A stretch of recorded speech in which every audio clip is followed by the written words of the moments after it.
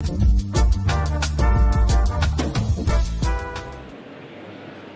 right, we're good? Good morning, everyone. Welcome to the last day. We all made it. Surprised. Everybody's kind of lingering. It's like slowly moving around. So I'm excited today. I get to do two talks today. This one is Machine Learning at the Edge, an introduction to AI options on mobile device and modern apps and IoT. If anybody saw Gabe's talk yesterday, it was kind of the demystifying machine learning.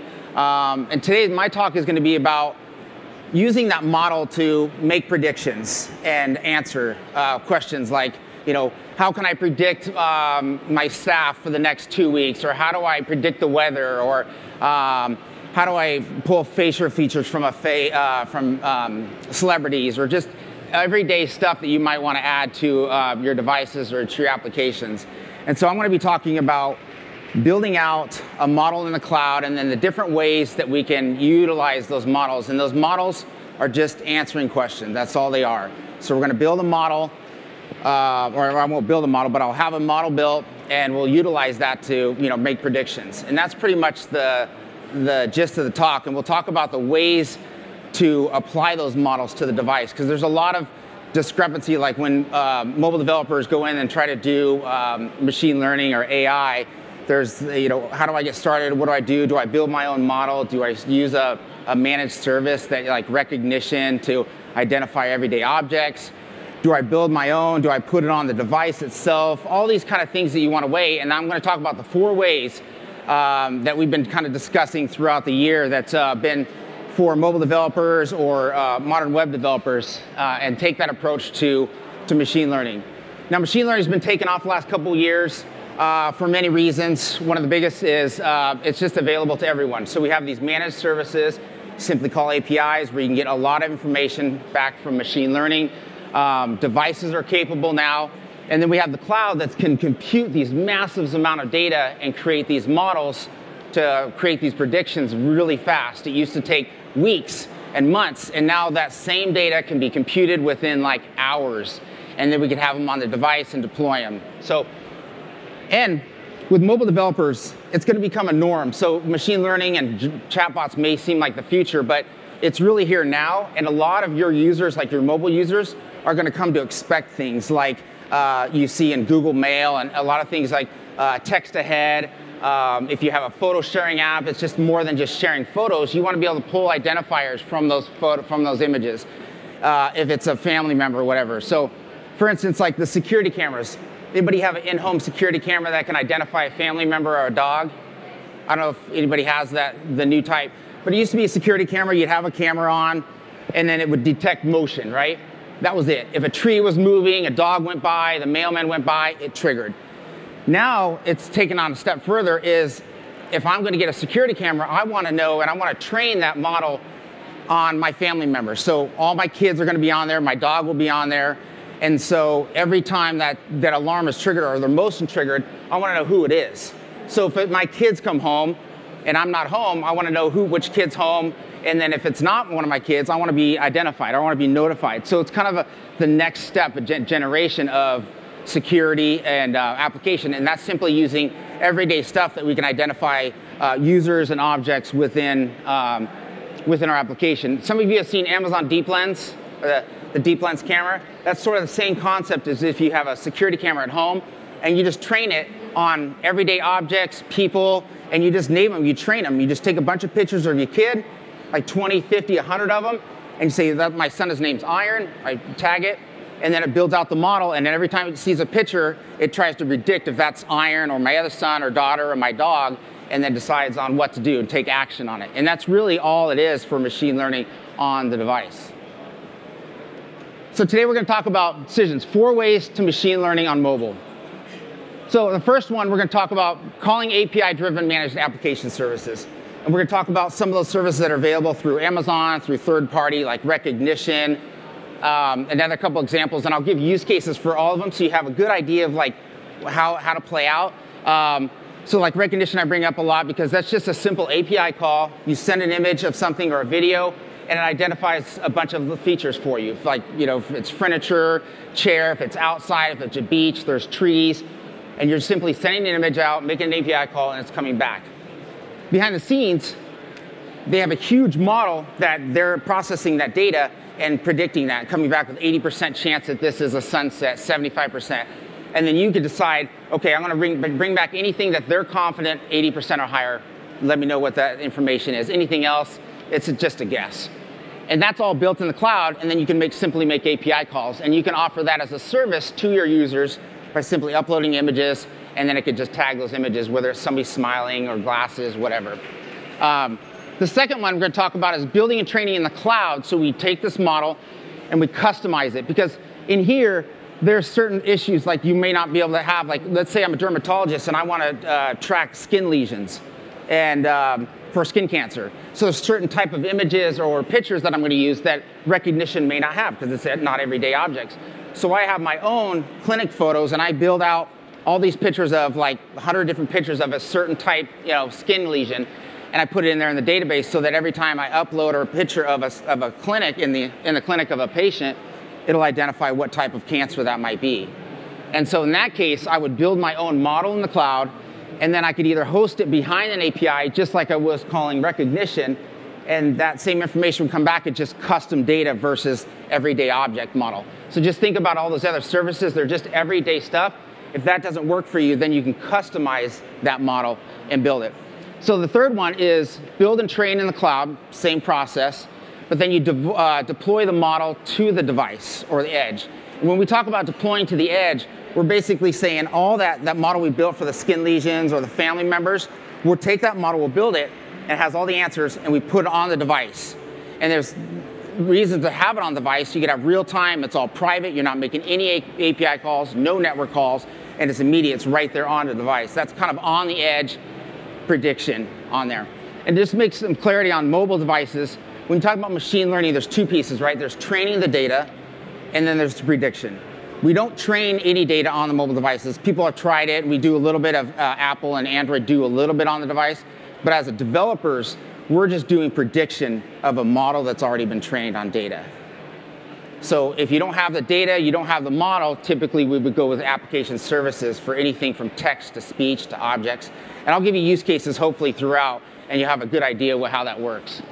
Okay, so deploying to the device, both of these are trained same way, but that model is just carried out behind an API. And the third one, it's just simply sitting on the device itself, completely offline. So think about like in crops in Brazil, they have an app out there that has the model already predicting certain growth patterns of the cocoa leaves, and they can just take a picture in the field without being online and automatically tell them if there's a disease in there.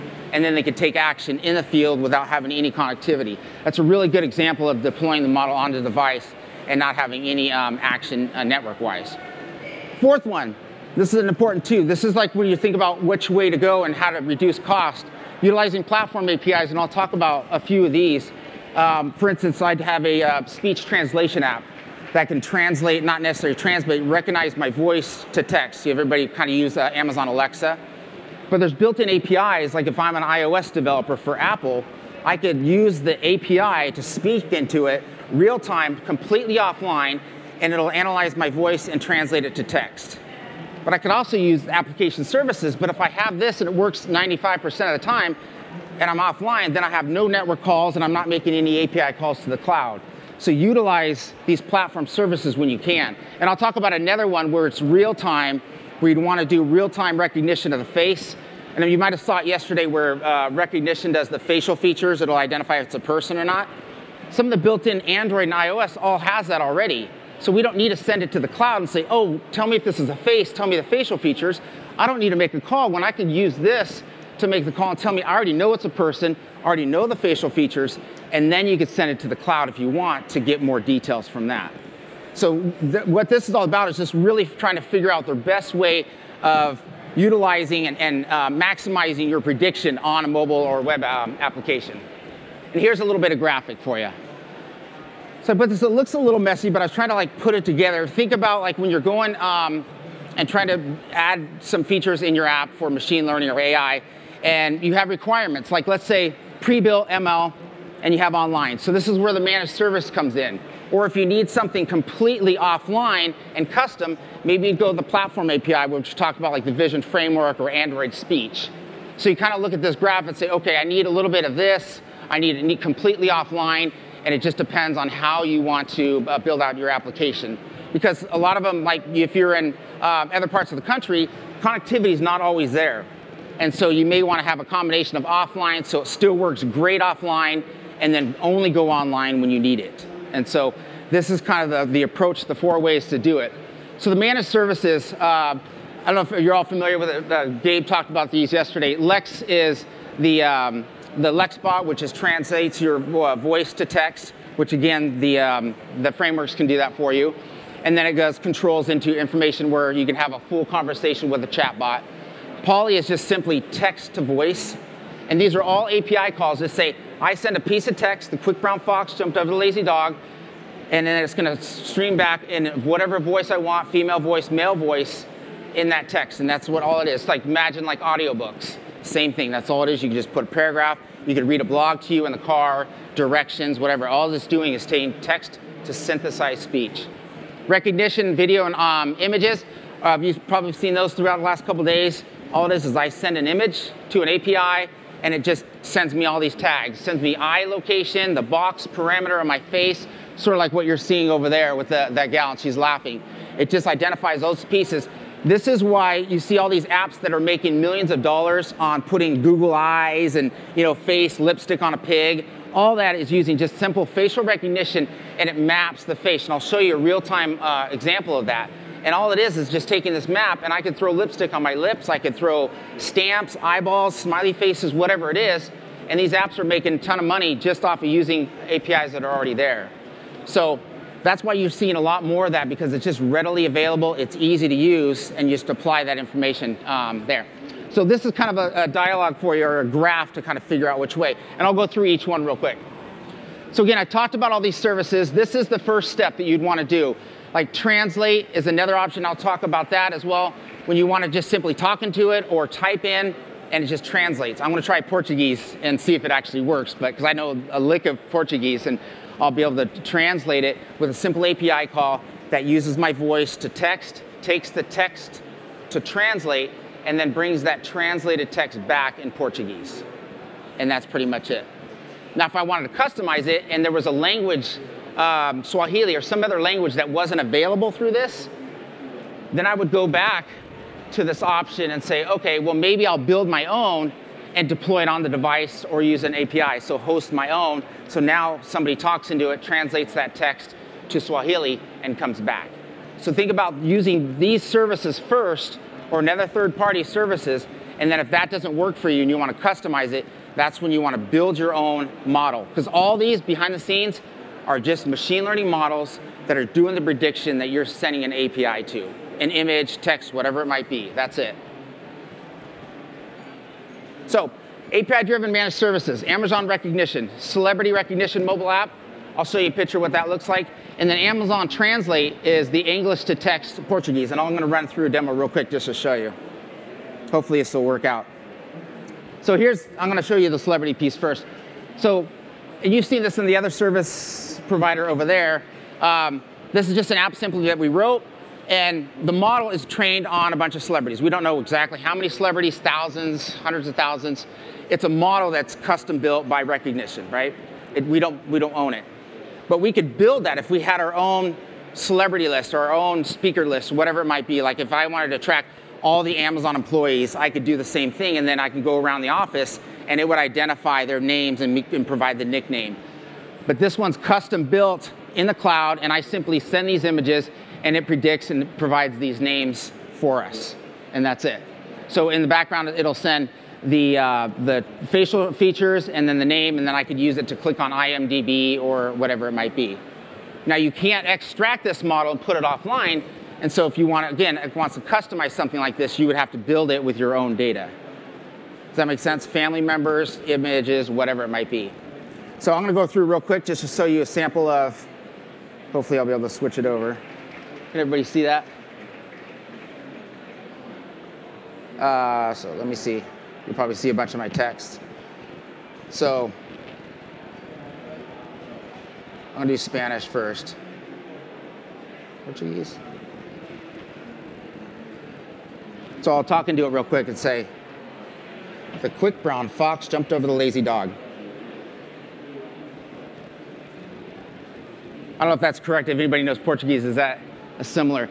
But what I just did is I was able to talk into the application using the speech API completely offline, and then it transcribed that text, and then I made an API call to Amazon Translate using API call, and then it came back with this translation of that English text.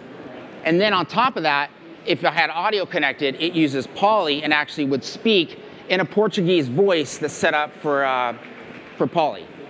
So you see, I did a combination of things. So I could have used Lex and made that call, but if I have really good accuracy in the built-in framework that's available to me, I want to utilize that, because then I don't have to pay for Lex and use that service when I could just use the built-in application, and it's completely offline. So if things are trying to translate, or if I'm on the train and it's not getting the text, or I could save the text for later, all of it's there for me, and then I make that call to the API. And all it is one API is to say, here's my text in English, and I want to translate it in Portuguese, return the text to me, and I'll do whatever I want with it.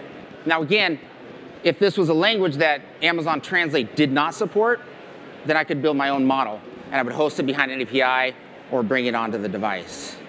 Hopefully that's a little bit clear on how we actually approach the different ways of machine learning. Okay, so that's the demo of managing, number one, of use a managed API service if you can, and if you need to customize it, then go a different route. And again, it depends on everything on the app, whether you need it offline, online. There's a lot of different ways you can do it, or a combination of all those. Okay, so number two. So this is building in the cloud. So this is application services don't support what I need. I need some custom data here. So I'm going to build and train in the cloud and then host it behind an API. Does everybody make sense what a hosting behind API? So Amazon SageMaker is our tool set that kind of manages, takes a bunch of data, you store an S3 bucket, tons of data, and then it builds out with these templates or Jupyter notebooks, and then it'll build out this model, the same model that you would see like in Recognition, but it's our own custom one. And then from there, we take the model, right, that's already built, and then we just need to simply call it. So do we put the model on the device? In this case, we're going to host it behind an API. So just regular send an image or text, whatever it might be. So in this case, let's go back to that cancer and the lesions and the skin problems. We have a custom model that has all these different facial features that we want to be able to track. And so we have a custom model for that.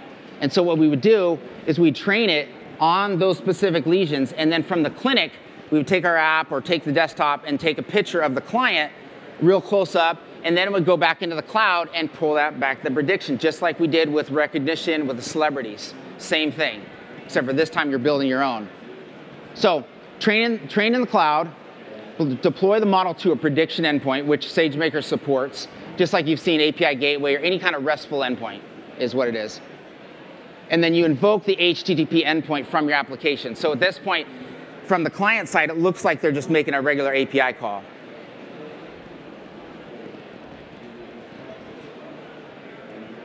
Does that make sense, hopefully? So that's hosting behind the cloud, and there's reasons why we'd want to do that, and I'll talk about that in a minute. I think I got the next slide up. Maybe I'll come back to it. So this one is same thing, where we build the train in the cloud and then host the model. Oh, okay, sorry. This is the slide. Okay. So I want to give you an idea of like why you would want to host it behind an API versus on the device. Devices are not powerful enough for local inference. Remember, local inference is just that simple prediction. Sometimes the older devices, especially like some of the older Androids, 3 or 4 years old, are not capable of doing some really good inference on there, which means pulling up a 100 meg model that says, okay, how is this image, or does try to predict this lesion on this image. Models can't easily be deployed to mobile or IoT devices. This is one of the problems where you have really good accurate data, the larger the model is. So that's the problem. You want the more accuracy, the larger a model is going to be. The larger it is, the harder it is to get it on those devices.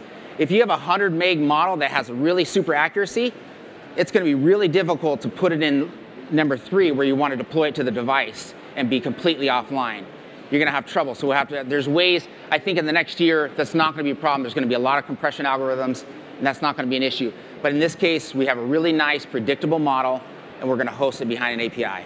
Now, the only restriction is all those devices have to be connected to the network. Additional cloud-based data is required. So this might be something where I'm sending images into the cloud, and I need to pre-process something or do additional lookups or data to be able to process that prediction. So more than a model, like I might go and process the image and do something before I send it to the model. That's another requirement, best when you use behind API, because you're already making that cloud call. You might as well just call the prediction model from the cloud. And then prediction activity must be centralized. So if you have a lot of different disparate networks or different clients connecting, and they want to always connect into the same area, that's when you'd want to have this centralized API. And then, again, you can always change the model on an hourly basis, minute. Imagine those prediction models where you're trying to predict stock market every 24 hours or every hour. You'd want something behind the scenes that you're constantly training that model so that every time they make the call, the prediction is kind of a real-time thing, or at least really current. Versus if you were to do the prediction of stock market, you would have some latent data if you had to block that model and put it on the device itself. So again, it just depends on your use case of what the business is that you want to do. Okay, number 3.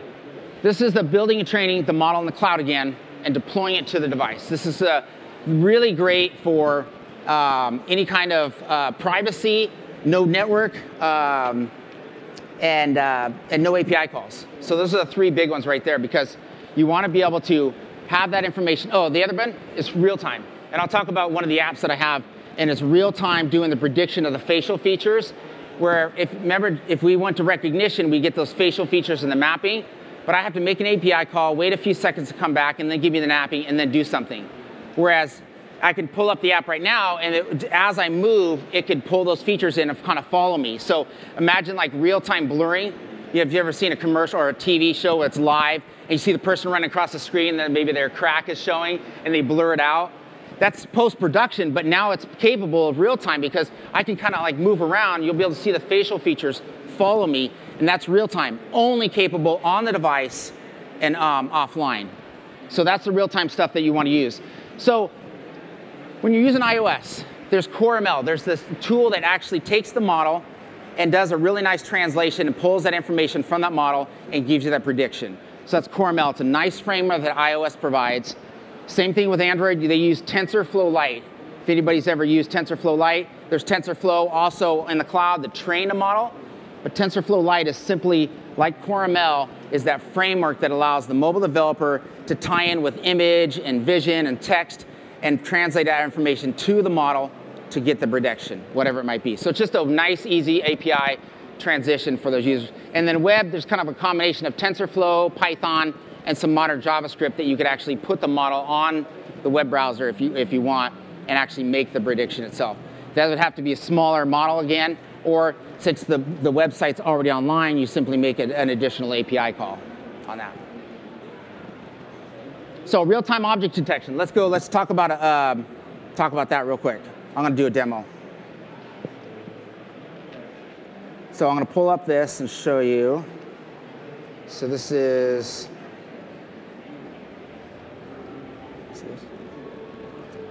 Okay. So this is something called OpenCV. So this is real time, and you've probably seen where I could send this image to recognition. Recognition come back with all these facial mappings, right? But why not have it in real time and be able to, fake it out or be able to blur things? And not only that, look at the eye gaze. I don't know if you can see the little lines on the eyeball. As I'm moving up, this is how they're doing eye gaze. This is all built in, the built-in framework or open source framework that you can utilize today, and you don't have to make any API calls. This is completely offline. So real time, you're collecting all these data, these mapping. I could put makeup on myself. I could reduce my nose. Imagine at the clinic and I wanted a nose job or reduce my eye bags. I could do it right there on the device itself and do whatever I want with it. So this is real time, and this is one of those advantages where, okay, your use case obviously would need to have the model on here and be able to track information. And then if you want, you could send information to the cloud as you map it. So again, that's just a good example of having everything offline and real time, because if you want it real time, you got to put it on the device and have it available to that user. Okay, So back to that slide.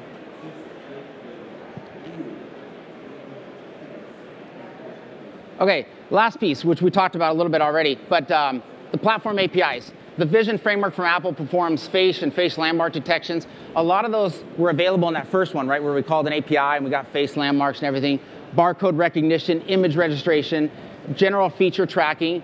So imagine we have, iOS now has the tongue tracking, all the mouth tracking. You'd want to be able to pass that in real time to the device to be able to track that based on whatever the movement that user is doing. So it depends on your use case. If that's something you're going to do, like you're going to put rainbows and you're going to throw up, what's the Snapchat throw up rainbow, and you could add anything you want that's real time as the person moves, and you could put your logo on top of that.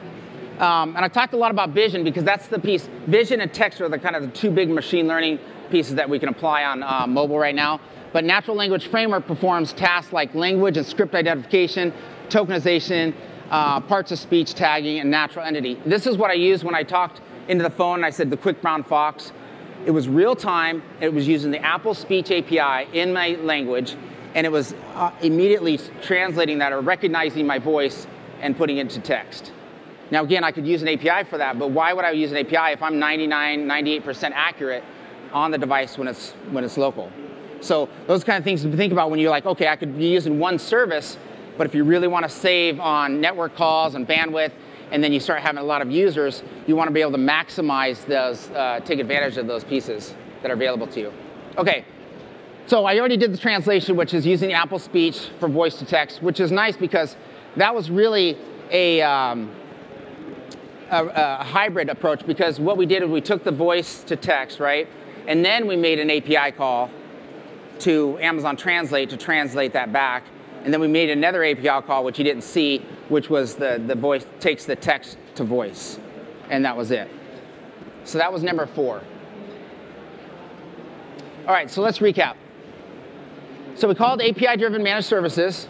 Try that out first. Try any, and it could be anything outside. You've seen them, like a lot of the AI pieces out here, a lot of the third-party services. Utilize them. If it doesn't work for you, that's when you want to create this custom model. And I'm not going to go into that because it's a little bit more than, obviously, 15-minute talk.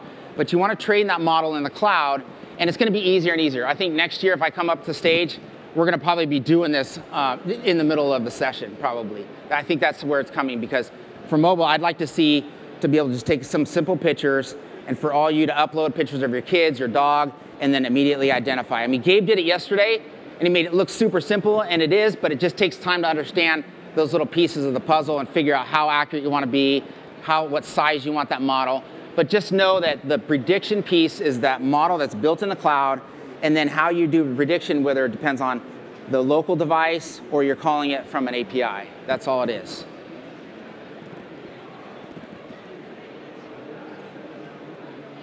And that's it. Thank you. So I think I did. Did I enter it? Okay, that's 30 minutes. Can I take questions? Oh yeah. I can take a few questions if anybody has any questions. Somebody. Oh, okay. So if you do host something locally, if you host the model in the device, yeah. How would you go about coping with upgrades to that model? Oh, good. So he was asking if I go with the model approach on the device itself, on the edge. So I built the model, put it on the edge. It's a really good question. So if it's manageable, both Android and iOS have offered an option to upload that model on the devices that are on the user. So if I have 1 million users and they all have the same model, it's like, let's say 2 or 3 megs, right, within manageable levels. I could use silent push notification or a callback and actually reload that model behind the scenes for that user without going to the App Store. They've already figured that out. That's a good question. But yeah, so you can still have that offline capability. And if you want, if it's a small model, you could actually send it once a day if you needed to. And then in that case, each user, so if I have 1 million users and each one has their own family members, I could have a custom model that they put in, it builds in the cloud, and then uploads just to their device. So in that scenario, I have a custom model for every one of my 1 million of users. And that's basically exactly what that security model was doing, is security cam. That's all they're doing, is taking a few pictures, or what they're doing is actually a video, and doing a 15-second video and translating that into like 240 images of that person or that object, and then putting it into the model and say, this, label it with this name, and you're done.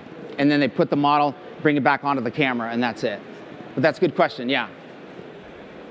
Yes, yeah. Oh, sorry. Do I have a?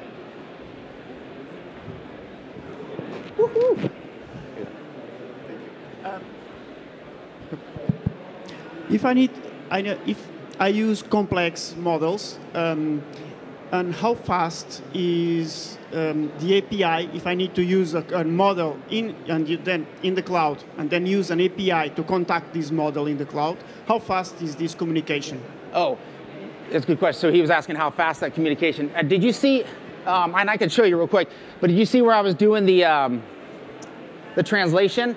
So I have my service. The translator is in Oregon, in Washington State. I mean, we're far away, right? So let's try it again and see. And we're on pretty poor Wi-Fi, but the idea is it's pretty fast. If that's why it's not really an issue if you go with a great cloud provider, of course. But let me show you what that looks like. Let's try it again. So when I talk into it, it'd be real time, right? It's using the Apple speech.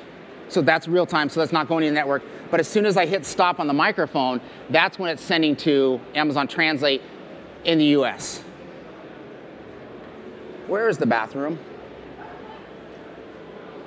One.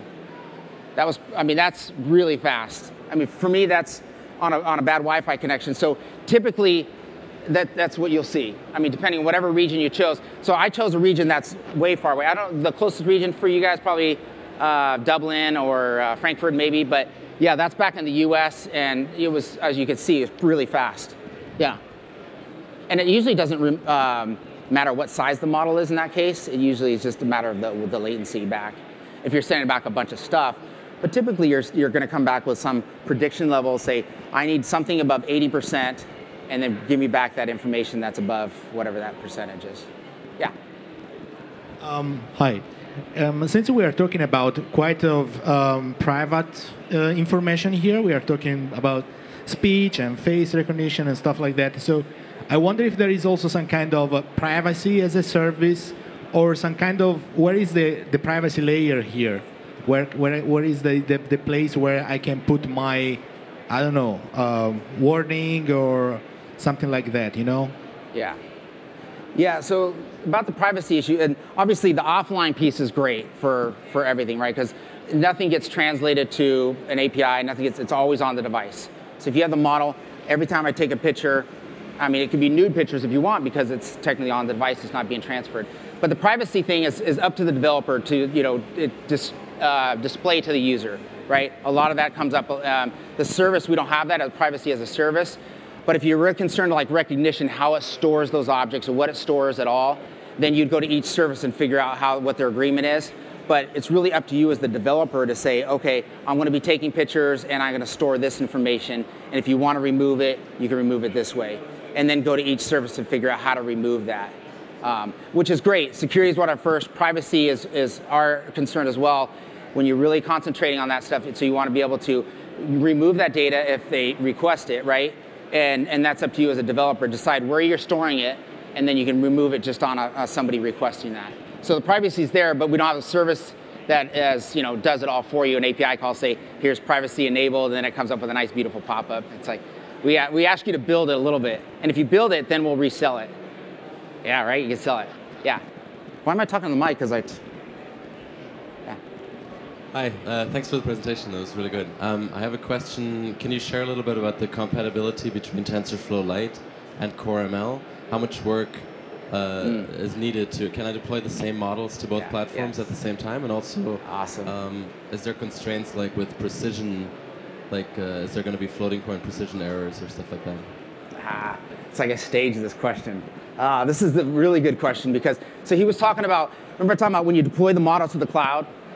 When you deploy the model to the cloud, you use the framework that's best, right? And we're talking a lot about cross-platform around here and web development and code sharing.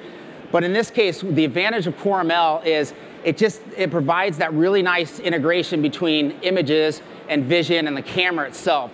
So anytime you're doing video or camera work, it translates that into exactly what that model, it knows the model specs that you need, and it translates that and converts those videos or image clips exactly how you want it, okay? So, and the other question was the model. So we talked about TensorFlow. You can build a model with TensorFlow, right? And the same model, exact same model is on the Android and iOS, exactly. It's just converted a little bit to the TensorFlow Lite model or the Core ML. So if I'm going to iOS and I've merged trained a model in TensorFlow. Then I use a script that just converts it into Core ML format. That's it, same model. And then I could utilize that information. Now you can use TensorFlow Lite on iOS because it makes sense, you know, okay. But in reality, when you're using things like that real-time facial matching, it's just always best to use the built-in API, the frameworks that's available to you.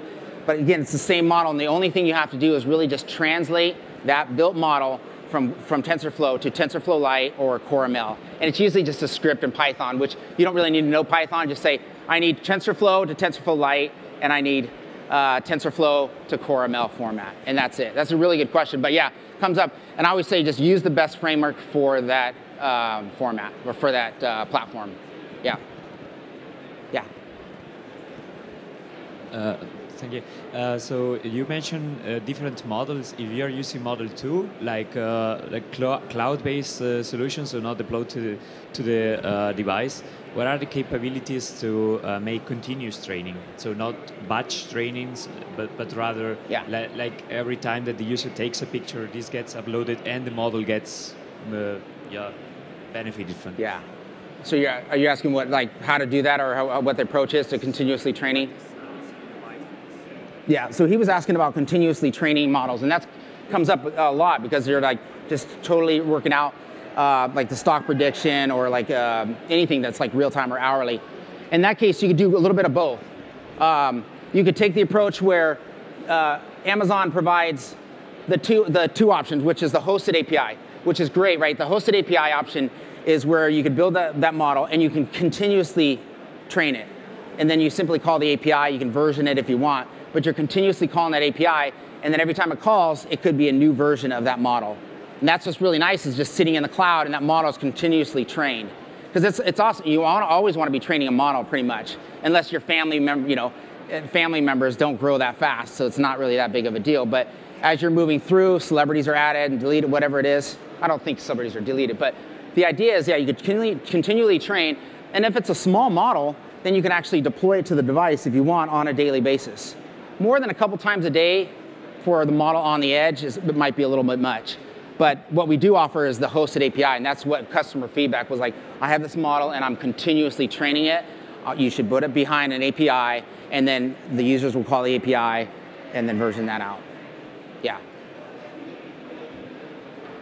You there? Yes. Woohoo. How much time do we have? We go? Okay. There you go. Hi, thank you. My question is about the SageMaker. Yeah. And is it like a drag and drop environment, or is it like an environment that provides you with the components to programmatically deploy your machine learning models? Is it like a drag and drop environment? How's the interface? It's a trivial question. How's the interface? Yeah, so he's talking about SageMaker, and SageMaker is just a tool service that takes those pieces like storing the data in S3 and then builds out these machine learning images and can scale to whatever you want. So it's kind of a builder tool. It's like you could still use what we call EC2 machine learning machines that you could build. But what SageMaker does is kind of puts those pieces together and kind of says, okay, I have this script, I have this data in S3, and I want to be able to build it in 30 minutes or 4 hours. And then it puts together a kind of a scaling mechanism so that those machine learning images can come in, grab that data, and then train that model in parallel. So that's how a lot of the cloud providers or cloud users are doing it, is they're utilizing these large GPUs and they're scaling it to train that model really quickly. And SageMaker helps you build that. So you do the console with SageMaker, pull up you could pull up the notebooks that Gabe talked about yesterday, or you could use the Docker images. And it just basically takes those images or the scripts and the data and puts it all together and scales however much you want. So a lot of the universities and studies and scientists will just group that together and say, here's my data, and I want to throw like 400 GPUs at it. and then just groups it together and then builds it out. So yeah, good question. Okay, so we're out of time. Thank you so much, and I'll see you back at 4 o'clock if you guys want to learn how to make money.